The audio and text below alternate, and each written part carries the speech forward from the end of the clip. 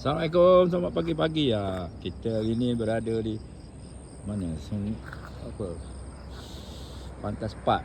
Ni pemandangan air. Semalam kita barang bubu. Semalam tengok hari gelap. Gelap. Boleh nampak air jernih tau.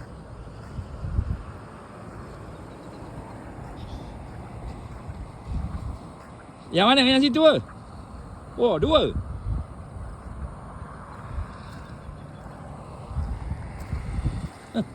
Ini boleh.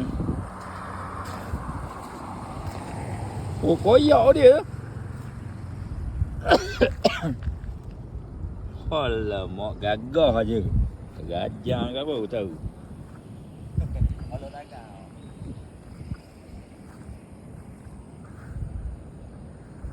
Nak gagak. Ha?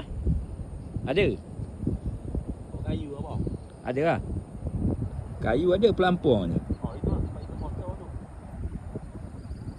Tahu ah? Ada. Oh, tu ada. Mana yang semalam tu kalau hanyut pun tak jauh lah.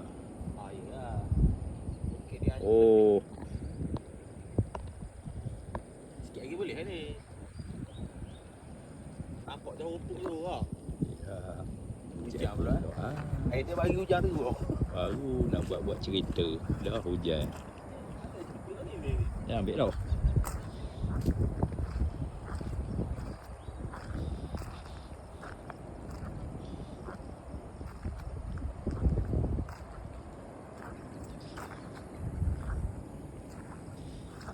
Sini kalau nak pasang bulan 1 pula lah.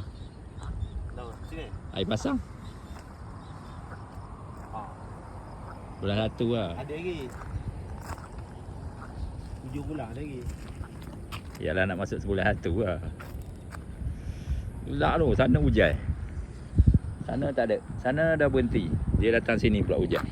Datang le pekai. Pekai bawa kuantai. Sana teruk lah.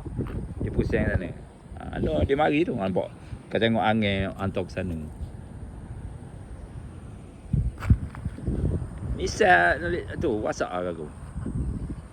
Awalnya. Ada guru. Dah dia personal. Dah lah sikit-sikit sudah.